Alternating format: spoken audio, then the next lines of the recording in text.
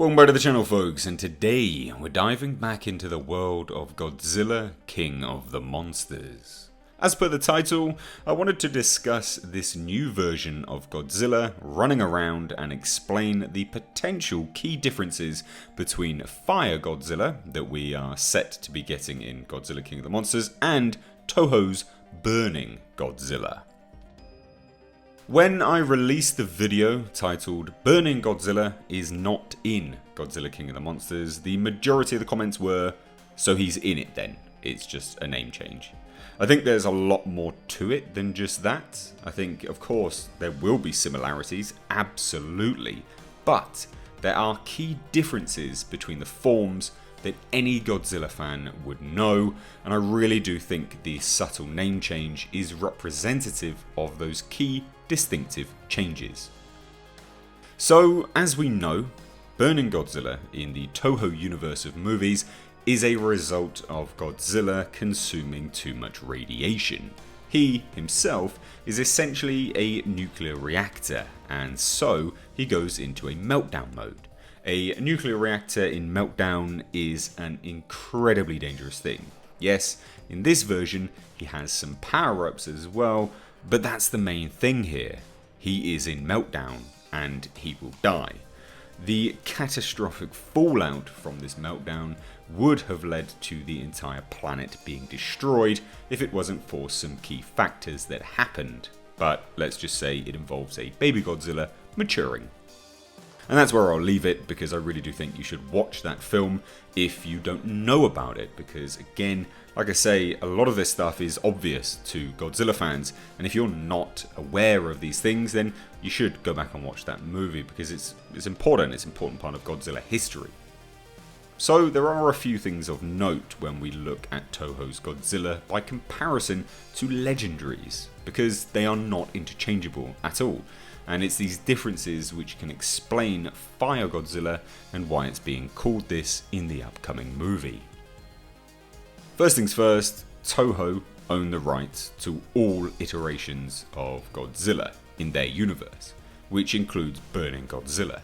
Legendary have purchased the rights for a limited time in a deal of sizable profit for Toho, but the rights of which they have purchased is not for every single iteration of Godzilla. So this also means that Burning Godzilla, the name, the power set, everything, would cost Legendary a lot more money.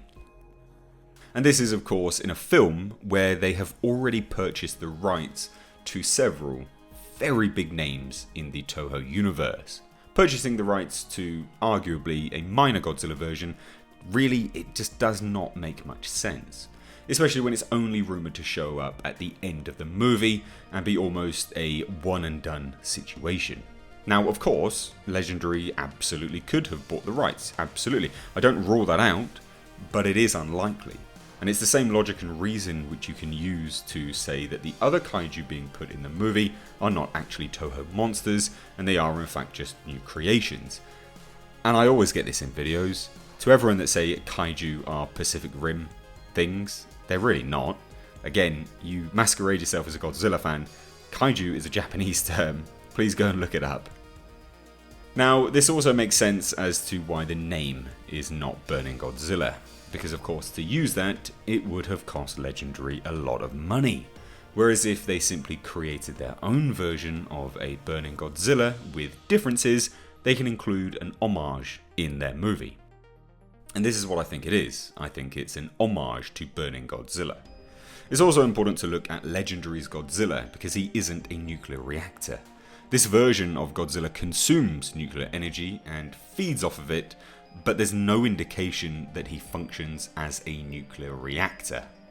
So let's then take a look at the toys that revealed this Fire Godzilla, because it comes in a set where Mothra is there in a similar coloration. Now the rumour is that Mothra dies and imbues Godzilla with her energy as she dies, powering him up. So it isn't actually nuclear energy that Godzilla consumes, from the rumours anyway, and this is again really important distinction to take a look at. So even if he did act like a nuclear reactor, rumours dismiss this being the cause of his power up in the film. So what power would this Fire Godzilla have? Because if the above is completely right and correct in my assumptions, they can't be the same as Burning Godzilla, so don't expect any red spiral rays. We have seen in the trailers that there are two very clear forms of Godzilla, and then there is this Fire Godzilla. One where Godzilla is, as we know him to be, very similar to his 2014 outing, and then we see him glowing blue, larger dorsal plates, and of course shooting his very iconic atomic breath. Now this is rumoured to be the result of an early fight with King Ghidorah. Godzilla turns up as he normally is. As per his 2014 version, he gets beaten down massively, and humans send in a nuclear bomb to power him up, feed him, restore him. There are indications that this is true in the trailers because we see Godzilla with half his head cut open, and his eye actually looks like it's been gouged out or has been chomped on. Anyway, we then see him resting in his underground temple, looking noticeably not himself, even to the point where a human is walking right up to his face and he doesn't even move. And then we see the underwater area exploding. We see Godzilla powered up, blue, glowing, and we see him rise from the water and fire his atomic breath into the sky. So this seems to confirm those rumours, but it also indicates what happens to this version of Godzilla when nuclear energy is introduced. He's powered up, blue, atomic breath. Now this Fire Godzilla, rumour has it, does actually have some pretty insane powers, but they don't really pertain to any energy blasts as such. Now this is all rumour at this point in time, and it does come from one source of mine.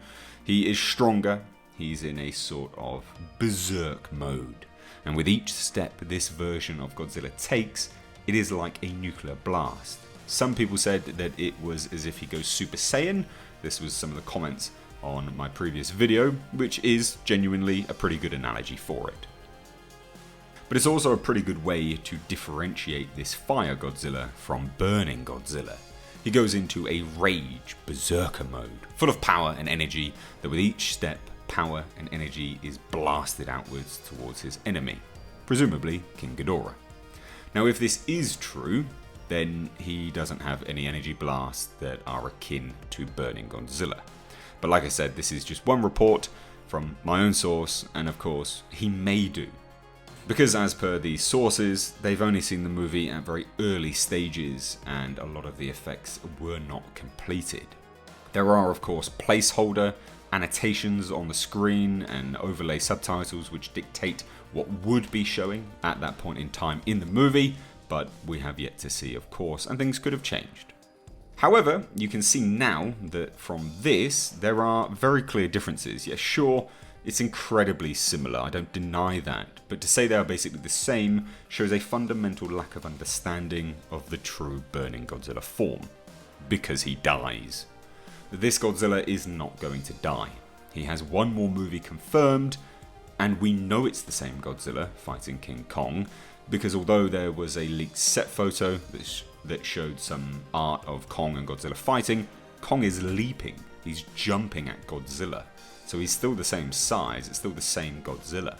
There isn't going to be a tiny Godzilla just showing up at the end of the movie and consuming energy, and then that Godzilla then fights Kong in the next movie. From a narrative perspective, it just doesn't make any sense, especially with the universe rumoured to be coming to an end after Godzilla vs. Kong. You build and you build and you build to a fairly anticlimactic ending, if that is the case. From a narrative perspective, it would be good if Godzilla died in the next movie.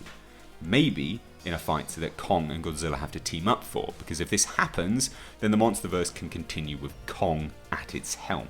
The reason being, Kong, I believe, is in the public domain. It certainly isn't a Toho property, and from any of the research which I could find, Kong is quite literally in the public domain. There are certain versions of King Kong which are owned by certain people, but not this iteration of King Kong. So Kong could be the way to continue the monsterverse alongside brand new introduced kaiju that Legendary have made themselves.